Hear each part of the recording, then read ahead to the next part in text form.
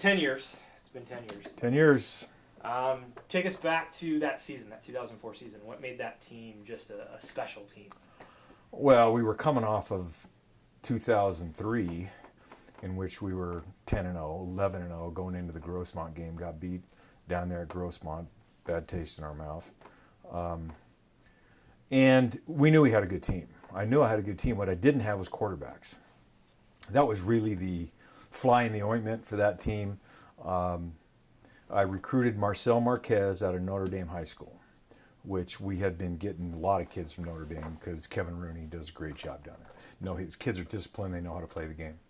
The guy that I didn't know I was going to get was Jason Beck. And Beck had been in the Marines, played a year at Ventura, walks into my office. Now, I recruited him out of high school, and he didn't come to us. Walks into my office, says, I'm playing here this year. And kind of a rough kid, but no doubt a talented kid, very confident in what he does. He says, hey, I'm playing here. I said, let's go compete with Marcel. So I didn't know it at the time, but when we got rolling, I think Marcel started the first game against Pasadena, and my deal was always to play two guys anyway. And so we just kind of started. Well, those two guys turned out to be as good as it gets. And that combination of defensive backs we had on that team, again, Justin Tryon, Troy Nolan, both Arizona State NFL players, Chris Theus, Roshan Marshall, Michael Carr. It was a loaded secondary. Javante Holmes, freshman, sophomore combination. We were locked down. We were locked down. Secondary. It was stupid. And in fact, as the season went along, we got a lot of pass interference calls because we were so good that they'd be right in the shirt of the guy and get called for really wasn't pass interference. Guys just couldn't believe they could cover him that well. Really, I mean, that was the case. I seen it through the whole season.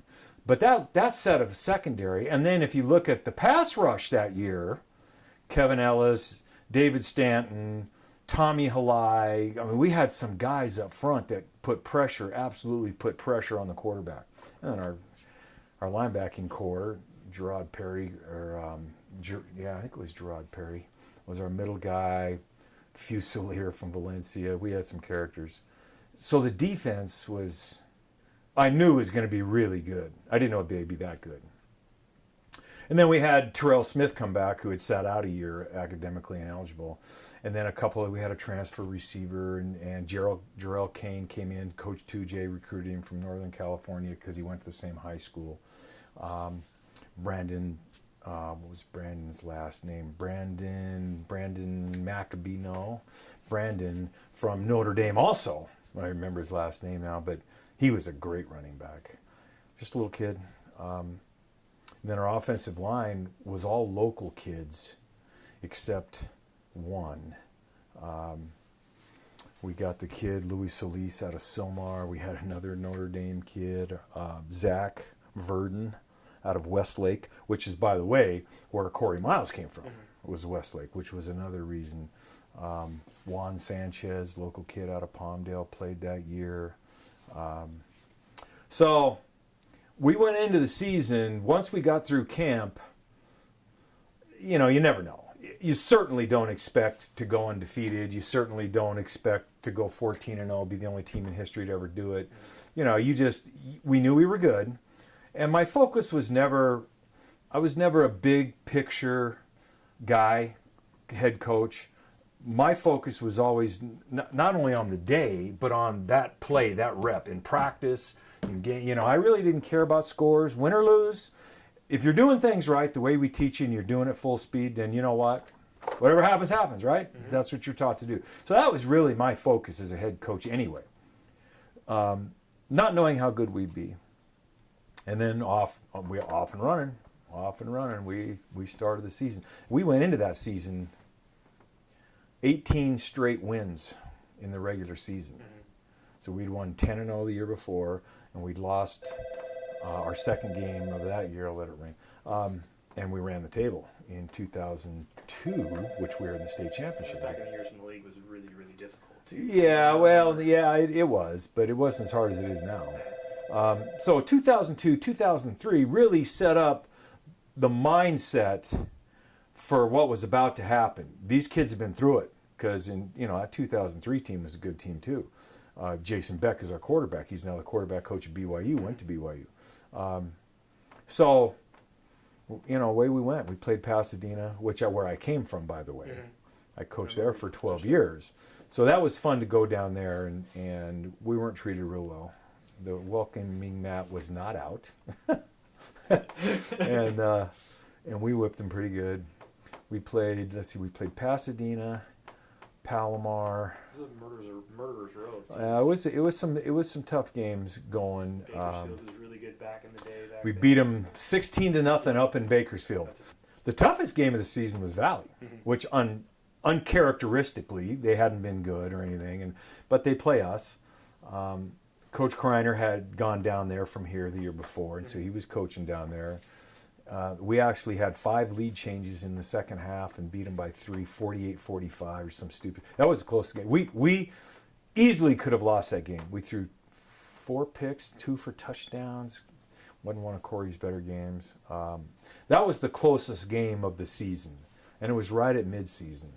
But it turned around after that, it seems like. Well, we got a little more focused. Yeah. We got a little, you're going to have those games. That's what 10-0 is, you got to be good, but you got to be lucky. Yeah. I don't care what. You got to be lucky because it just doesn't happen that way very often. And then it was the first year of the 4-team playoff, which they brought in the 4-team playoff because in 2002, College of the Canyons played Chaffee to go to the state championship. And the powers that be in football in Southern California didn't feel like College of Canyons and Chaffee were the 2 best teams to be representing Southern California to go to the state championship, so they changed the rules. So wouldn't you know it? We go into that season, go 10-0, and we're not even ranked number 1, by the way, coming out of that. Saddleback was. So we go into the playoffs ranked number 2 at 10-0. I'm assuming Saddleback was 10-0 as well. I really don't. Colt Brennan's their quarterback, who went to Hawaii, Heisman Trophy candidate. I didn't know it at the time. I knew he was good. So we played. Let's see, who did we play? We opened up with El Camino. At home.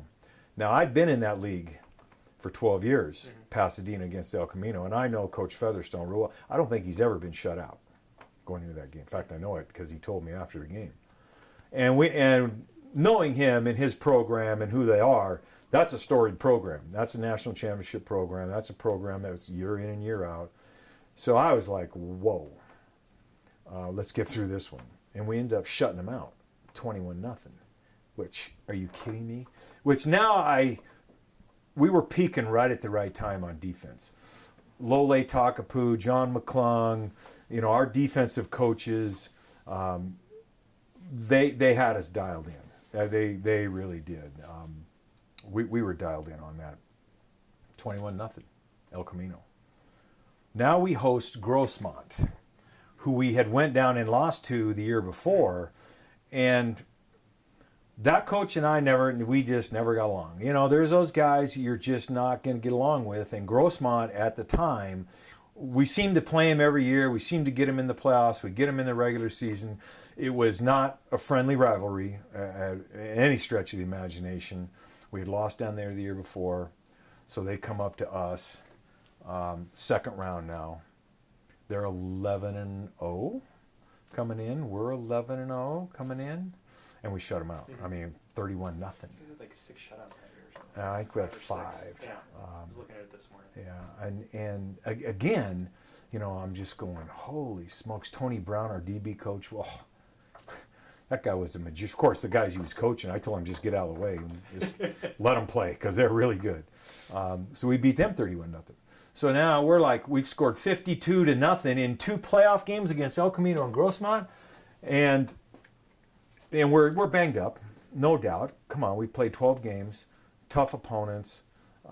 We backed off on practices. I cut the practice. It was a gamble. We cut about a half an hour out of every practice. We didn't run them anymore. I said, look, we're not doing Mondays. We ran distance stuff just to get the aches out, but we didn't run them on Tuesday, Wednesday, Thursday, Friday. At that And sure enough, we had to go play Saddleback, who had run the table on the other side, and they were the one-ranked team. So we're on the road. So we're 12-0, and we go into Saddleback, and we did not play well in the first half. In fact, we were losing in the first half. We were down 10 in the first half. And I'll never forget it. Going into halftime, I got, the coaches get together as the kids run in, and I said, look, business as usual. This is not a big deal. We're going to win this game. I didn't know if I believed that, but that's what I told them. And that's how I handled the halftime locker room. I went in and I said, look, fellas, we're down 10. We're a juggernaut of an offense. We're scoring 38 points a game. Don't panic. Just don't panic. Just do what you've been coached to do. Do it. Our philosophy all year is one play at a time. And we came out and put it to them in the second half. And we knocked Colt Brennan down way too many times. I was impressed with that kid's ability to get up and keep coming. So, we win that game. And we're off to Visalia to play the state championship game against San Francisco City College, who two-time state champion, national champs the year before, that whole deal. They're San Francisco City College. George Rush is the coach. I don't know if you know this, George Rush coached here. Didn't know that. Uh-huh. George Rush coached here in either our first or second season of existence before I played here. That was 69, 70. 70s. Yeah. Right there, and I came here in 73 and 74. I played here. So it was Don Kloppenberg, Larry Reisbig, George Rush, guys that I have nothing but respect for. Mm-hmm. And we had talked the week before, and very friendly. Going to be a great game. Are you kidding me? It's San Francisco City College.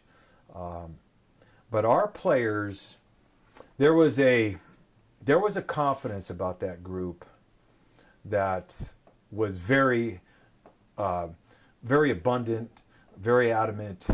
Even as the regular season wore on, there wasn't much. It was more keeping them in check than worrying about. And that was really my focus going into that game was, look, we you're playing City College of San Francisco, who's won it forever. I mean, nobody I'd rather play, by the way. Because, come on. Beat the best. Yeah, hey, come on. I mean, that was, if you're a competitor, that's who you want. You want that game. And so we go up there, and the field's wet. It's not a great track. We're a fast team, so I'm not real happy about that. You played in fog, too? Well, at the end of the game. Yeah. By the end of the game, you couldn't see. The Thule fog was there, but not at the beginning of the game.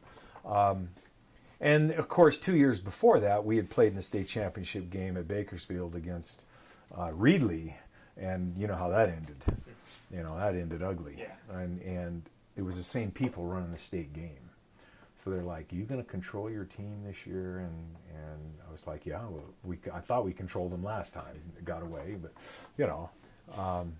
So that was kind of funny. In fact, San Francisco City College came out and ran through our stretch lines at the beginning of the game, which is just, you just don't do that. And I'm sure George didn't see it. I'm sure the coach didn't see it. But they came out and they ran around and right down the middle of our stretch lines. And I went over to the guy running. I said, you know what happened 2 years ago, right? I go, probably could happen again if this stuff keeps up. I was being funny, and he was on edge and nervous, and he should have been. And I was trying to loosen up the group, and we handled that very well, by the way, as a team. We didn't even move, didn't even look up, didn't react.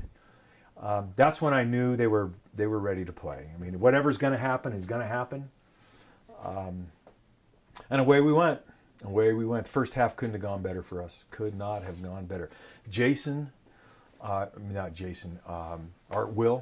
Our quarterback was lights out. He was lights out. In fact, even in the second half, Marcel was lights out. But all the breaks went our way. We got a pick. We got a fumble, I think. And we had control of the game. I mean, we really had control of the game. In the second half, all I remember is, and this is a fog for me because this game was emotional. Come on, man. Are you kidding me? Yeah.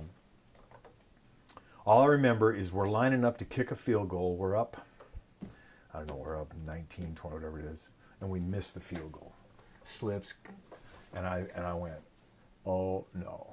Now you got to remember, we had played 13 games. They didn't, because they only played one game to get to the state championship. We played 3, and we played El Camino, Grossmont, Saddleback, and I'm telling you, we were beat up and done. By the middle of the third quarter, towards the end of the third quarter, it was bubble gum and paper clips.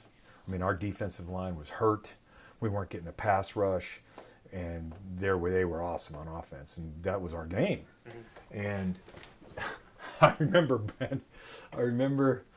putting Brandon Maccabee in the game as a defensive lineman, little Hart kid. He was 5'9". Now he was strong, probably strongest guy on the team, but no, sorry.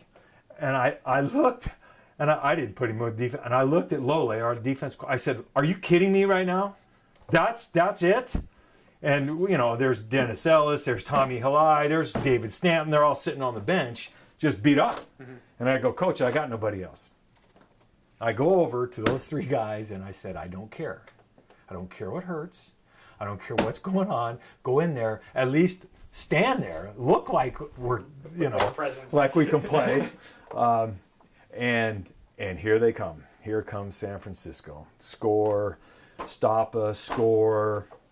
We're up 39-32, I think was the final score. Like that, And they're driving with, you know, no time on the clock, and they get down to, they're in the red zone. They're inside the 20, and we're all done. We're spent. We're done. It's game over. I mean, we're either going to stop them and win, because if we go to overtime, in my mind at the time, we have no chance. We have no chance here.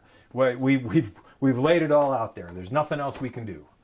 Well, funny, but the kid that made the play, Chris Diaz was a defensive back from Palmdale area. I don't remember what high school he went to. Chris was probably 5'7", 5'8". We're playing man coverage, and their coaches knew what they were doing. So we get into a situation where they're motioning, changing, shifting to where they got Diaz on their tallest guy. So we got a 5'7", 5'8" guy covering a 6'1", 6'2" guy. No doubt where the ball's going. No doubt. And right side in the fog, I can't see that far. Nobody can. The officials were there. Well, they throw the ball into the end zone. The kid goes up and catches the ball, and Diaz goes up through his hands and knocks the ball out. Which, the play of, I mean, if you had to say one play in the history of College of Canyons football, that was it. And that kid was a great kid. That kid played bigger than he was. He could jump through the gym. I mean, he was a great athlete. He just wasn't very big. That's why he was with us. Another DB in that group of DBs, and I didn't know. The ball gets knocked out. I didn't know if he caught it, inbounds, out of bounds, didn't catch it. I had no idea, because I couldn't see that far.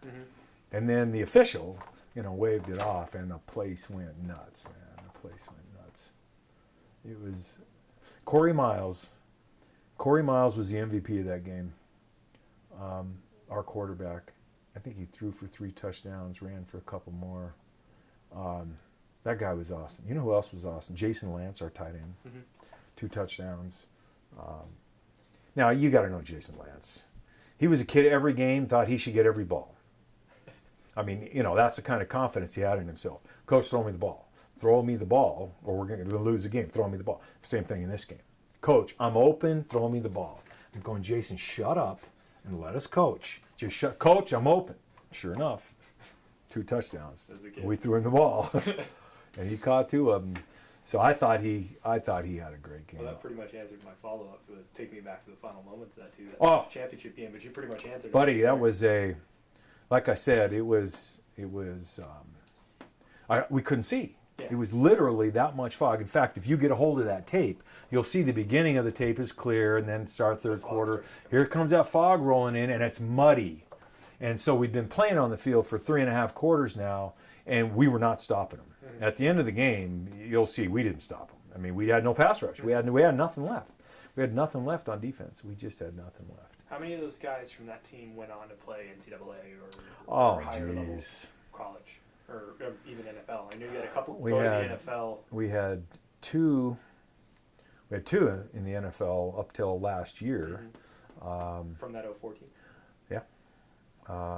We had 15 or 16 get Division I scholarships. I mean, that D line. Stanton went to Michigan State.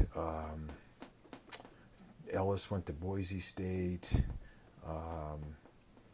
The group that probably was the most underrated was the offensive line, but God, they played well. They played well together. And really, throughout the whole season, both of our offensive and defensive lines were really outstanding.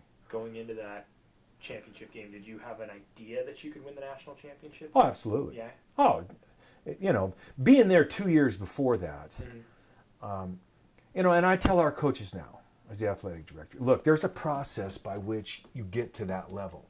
You have to get there and lose, unless you're just off to, maybe a better coach than I am. But, you got to get there and experience it, not only experience the game, but experience the playoffs, experience practicing for that level of play, for that length of a season. There's a learning process and a learning curve. It happens in the NFL. It happens at every level to where, once you dial it in, then you become pretty good at it. But getting to that level is not easy. And understanding, and then you take the process, and then you got to understand the pieces of the team. Every team has a different chemistry and personality, and they're not all the same, and you can't treat them the same. So those kinds of things go into effect, and it was just, come on, man, we put it together for 14 weeks, 15 weeks, I had a great coaching staff. I had a great coaching staff that year. Dean Harrington's the offensive coordinator. Garrett Tujay is doing the line. Jason Garrison, our receiver coach. I'll tell you right now, he's as good as any receiver coach in the country at any level. I don't care. I had so much respect for that guy, for what he was doing. And then those defensive guys I told you. Chip Chavez, our kicking coach. They were really the guys that kept their units together, and then my focus was more the big picture and keeping us, not scattering and not thinking we're all that, because we can get beat, as we found out at Grossmont the year before, going in 11-0, and then state championship game the year before, and so it was a fun run. Come on, from 2000 to 2006. We might have lost 4 games or 5 games. I was here for a couple of those Yeah, years. it was. Those were stupid years, wins and losses wise. Which, like I said, that's not where our focus was. And in fact, I had more fun looking back on those years now. The coaches is really who I enjoyed. Because come on, you're working 60, 70 hours, 7 days a week. So you get to know those guys and their families. And that really, for me, players are fun, but players come and go. Coaches, we kept that coaching staff together for years. Long time. And that's key. We kept those guys, I kept those guys around for a long time and made sure they were happy and would stay around. See, I think that's the key to this level anyway. You're seeing it with our women's soccer team right now. Charles and Justin have been together. Our volleyball crew has been together a long time. We're winning in that. Herrick and Harlan Perlman have been together a long time. We're very successful there. Even Fisher now, with Mark, they're having some success. They've been together a long time. Football staff has been turning over. We haven't been very good till last year, which was a great year for Teddy's first group, but he's keeping guys together. I think that's really a key. We're starting to get back to that. We are, and we're doing things a little different in football. We're having a philosophy change that I think is for the better for right now. We didn't bring in any out-of-state players this year, and we had really gotten away from who we were. Now you look at that 04 team. There was a lot of out-of-state players. Yeah, 12, maybe 12, That's 13, 14. That's a good number. That's quite no, in our last few years, We had 30, 40, 50 at one point. Even worse. That's ridiculous. Yeah. I would never do that. Even in 04, we weren't considered a big team. We weren't a big team, especially on the offensive line. We weren't a big team. We were a fast team, and we were a good team, but we were not a big team. And I don't think we'll ever be considered a big team here at College of the Canyons, because you're just not going to get enough. You know, we're in an area. We don't have anybody from the north to recruit from, because you got to go over the, so you can't do that. So we're kind of isolated. We get the Antelope Valley kid, we get the San Fernando Valley kid, the good ones usually come here. Some Ventura County, but really other than that, we're kind of locked into our, into the Golden League. Is that who's? Foothill League. Foothill League now. Yeah. Golden League in my day. Yeah. Foothill League now. Foothill League now. Oh, Golden League's out in the Antelope Golden Valley, League's out in Antelope Valley, which is another one. Yeah. So those are our main feeder leagues, and they still are. Just got to find that right guy. Well, see, my deal with that was always, how can I make the local kid look better? You know what I'm saying? By bringing in some kids from wherever, some big kids that can protect the passer, so that our Golden League or Foothill League kid can catch the ball. That to me, I think that's important. I think you want to surround your skill kids players with some people that'll make them successful, because then they're going to get a scholarship. So people say, well, what are you doing recruiting out of state? And I say, well, we didn't, when I say recruit out of state, our reputation was such that you don't have to recruit. People call me, especially after J.J. Arrington, Yeah. really. After J.J. Arrington was here, our middle linebacker from that team was from North Carolina. They were calling me. And then the guy that actually sent him here, Dale Steele was his name. He coached J.J. in high school or against him, and then he went to I think Baylor as an assistant coach, and he was recruiting a kid from us. And he said, hey, there's a running back in North Carolina that I'm going to send you. I'm going to have him call you. I want you to see this guy. Are you kidding me? I looked at 4 plays. And, JJ called me. I went, whatever, dude, let's go. You're in. Well, Dale ended up in Texas and knew who we were and the program we had and the academics that we had. And he started having guys, so that's how it happens.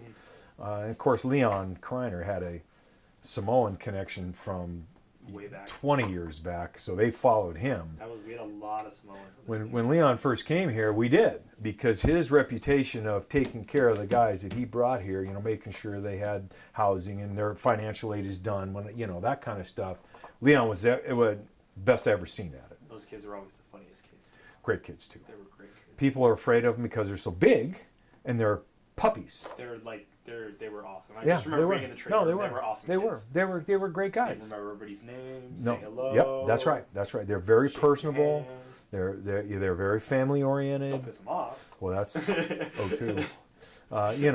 But those where our big kids came from. Yeah. That's how that all started. Tommy Halai was, small. Dennis Ellis, I told you, Texas. Yep. Dale Steele, Texas. Dennis played in some big games. Dennis played in that festival game. Amy and I actually went to that. Dennis was a freak. Dennis was a freak of nature.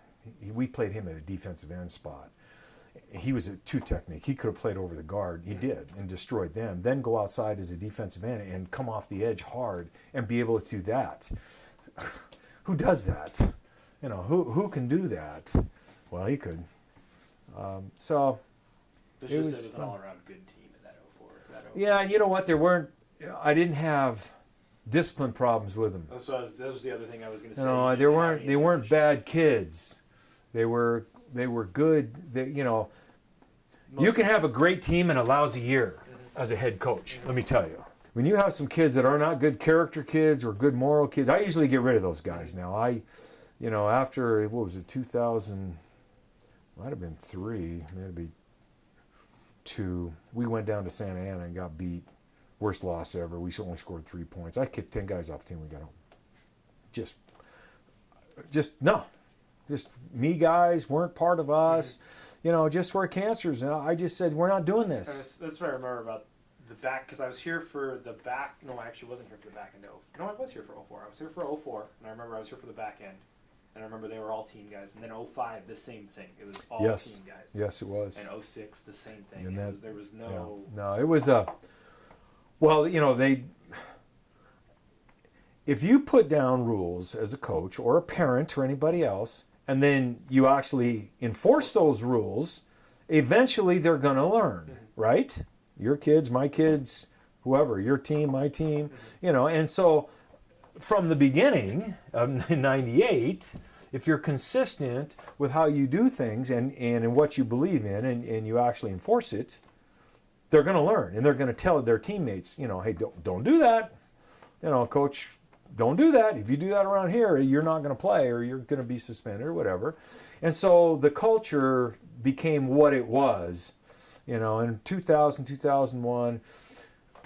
What happens in football, as you probably see, the teams that are marginal borderline teams have to recruit the marginal borderline great athlete, character-wise. Does that make sense?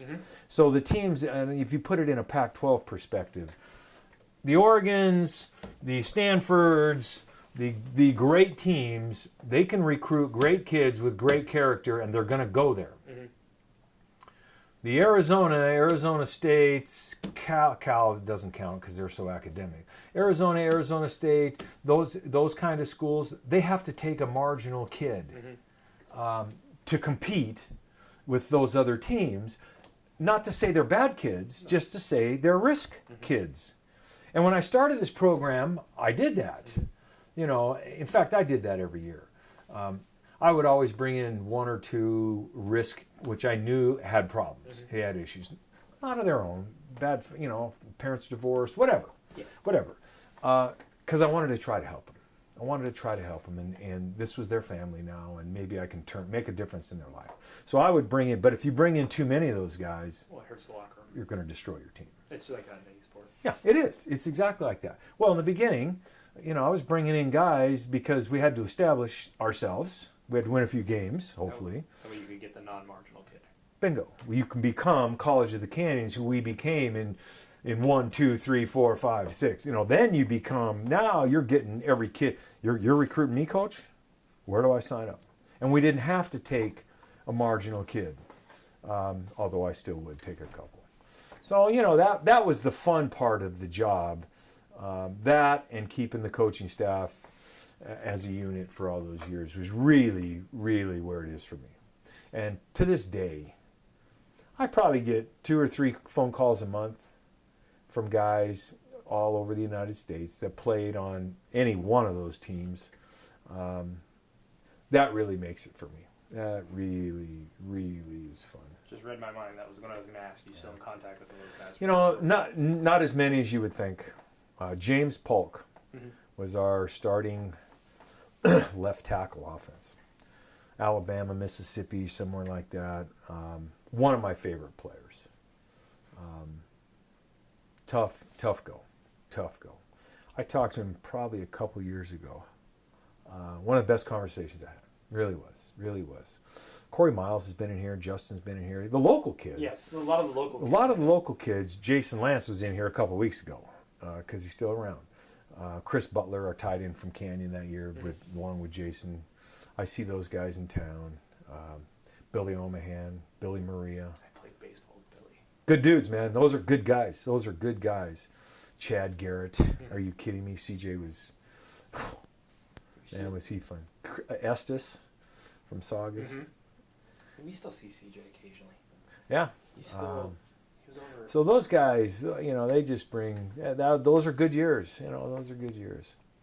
It's funny you wanted to do this because I'm not a real history guy.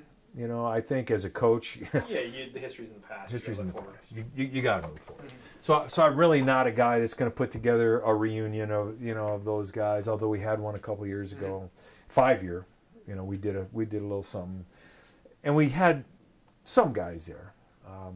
Not as many as you would think, but everybody goes off and they do their thing. It's 10 years now. Yeah. Those guys are in their 30s. Yeah. How about Chip Chavez going into our Hall of Fame next year? That's going in next year? He's going in next year. When is that guy, when's the Hall of Fame? January 30th, 2015 is the Hall of Fame induction. January 30th. I got to mark that now. That guy... That's a big one. That guy coached for me. First of all, I didn't have a staff. In '98 when we started. And we played together here. Chip, I need a kicking coach. not even maybe whatever. I'm in. Let's go. So now I'm figuring out how I'm going to pay all these guys. And I go, Chip, how much do I got to pay? He goes, money? I'm not taking no money. You know that he coached here for me for 9 years. For Garrett, coached again last year because I called him back because Teddy needed a kicking coach. And never took a penny. Wow, that's incredible. Ever. That's incredible. Would not take a dime to coach at this college. And I don't know if you know, his parents were big boosters of College of Canyons when Chip and I played here. I remember Chip. The biggest thing I remember from Chip is just him running up and down the sidelines during. Well, you gotta believe. Get back. All the other stuff he was doing, he chip hid everything. He'd be over there coaching the kickers, and then he'd be running up and down the sideline, yelling at everybody to get back. Guy's one of my best friends to this day. He's a good dude. Every year we go fishing together. In fact, I was with him a couple of weeks. He came to my daughter's wedding last Saturday. Right on. Only guy off that staff. That guy's a stud. But I could say that about all those coaches. And a lot of them picture right there. A lot of them went are different places. I know Dean's at Alamany. Dean's at Alamany. Right? Tujay's at BYU. With Jason Beck. Where'd Lole go? Lole's here. Oh, he's Lole still works here. That's right. He's still here. He's still here. Works in our maintenance What else department. am I missing? I'm missing somebody else. I mean, you look at Tony Brown isn't coaching, hurt his back, but he's at all our games. Mm-hmm. John, you know where John is. Mm-hmm. Dean. Garrison is a principal in Provo, Utah. There you go. Hurt his back, had to quit coaching. So, but he is a Cougar in and out. So it's not even, it's moving guys on, not even from the coaching staff. No, players, you know, Nick Carter's still here. Yeah, well, Nick and I used to sit at football practice. That guy is. Oh, you know who else? Bruce Edmondson. How about Bruce Edmondson? Mm-hmm. He was our audio. In those days, you didn't have wireless headphones. No. You had wired headphones, and he had to run them from every press box wherever we played, and he had to run them all the way through. Still doing that? You know, so that guy was a stud. I remember my first. I think 06 was when we finally got the wireless ones. Oh, I think because I remember it was when I was still coaching. It was 05, but it was right at the end. It was right at the end because you stopped in 07. 6 was my last year. 06. So 07 was your first year that you were the head coach. 7 was the first year. That's what I mean. So I remember 05 we still had the wires. Yeah. And we would trip on them like crazy. Exactly. But you see him climbing on fences, buildings, running out of wires, having to buy more. Or this is the worst one. Coaches throwing him down and breaking them. Mm-hmm. And he'd take them home during the week. It's like wrecking a race car. He'd sit there, he'd string them all out, make sure they work, break them again. I remember the tangled mess of those wires it used to be. And there's another guy, never took a dime. Never took a dime. Just was part of our program. His wife, who was still in the foundation, Michelle, you know, was part of the program that brought women's soccer and football here, you know, back. I mean, there's so many people in those early years that jumped on board and didn't ask for anything in return. That's a special person that does things like that. I was real lucky. I played here. I lived here when I was coaching at Pasadena. I know what this community is. I know there's people like that in this community. I didn't know it'd be like that. Mm-hmm. Coach Dose, come on, he was right away. He jumped on board. You know, Scott. You remember Scott Blade? Mm-hmm. I remember Blade. Okay, he was. We went to practice in February of '98. I had 9 coaches and 9 players. And then first spring practice, I had a coach for every player. So the staff was pretty much, you know, I had some guys, man. I didn't have any players, but I had some guys. And away we went. Man, we started a program. I never thought we would go from 0 to where we were in 2000, 2 years really. By the year 2000, we were up and running, and kids were recruiting themselves. I'll bring you another. So did you ever think when you started in '98 that you would get to that national championship point? No, that was never even a thought. That was not even. You know, at Pasadena, again, we were playing in the old Metro Conference. Mm-hmm. We were playing Cerritos, Mount Sac, El Camino. Are you kidding me? And we're sitting up there against the San Bernardino Mountains, San Gabriel Mountains there. We had no recruiting base. Mm-hmm. So a good year for us was 5-5. Mm-hmm. If we went 6-4 or got a bowl game, that's a great year at Pasadena. Mm-hmm. You know, most of our seasons were 4-6, 6-4, 5-5. We'd have a 3-7. We'd throw in a 7-3 once in a while. We never won a championship. Mm-hmm. And we worked harder there than it took me to get it done here, I'm telling you. So that really wasn't my thought, really. I'd never won a league championship as a coach, ever, in football. So I don't know, I didn't tell Diane that, Dr. Van Hook, when I got hired, but, I was just trying to put a program together. But I knew what College of Canyons was. I knew what the Santa Clarita Valley was. I thought we could win here in the Western States Conference. I did all those things. I did think it was there to put together a good program. And then when I saw the people that joined, then I knew we have something here. And really, after that, the players just came, and they got coached. That's pretty cool. I was the offensive coordinator, until Dean years, yeah. until Dean showed up. And I recruited that guy from day one in '98, by the way. Come on. I wanted all those Harringtons. Mike played here, in our Hall of Fame. Yeah. I wanted them all to come over here. So I kept pounding at him, and finally it worked out. And Leon just showed it. Leon actually interviewed for the head job here and didn't get it. And I called him, and, you know what? Why don't you just come on down? He wanted to move, and so it really was. I can't tell you that I knew what I was doing completely, because I didn't. But my philosophy is one day, am I getting better today? Actually, come on, the anxiety of putting together a program from ground zero. Hey, It was no, that's okay. all right. It was. There was some anxiety. From starting in '98. Yeah, from I never put the program together. I knew what it looked like, but so I would just what we getting? But did we get better today? I'd go home at night and say, what did we do? We took a little step. And really that's all I could focus on, because if I looked at the big picture, I didn't know what the picture looked like, and that was tough. But you live and learn.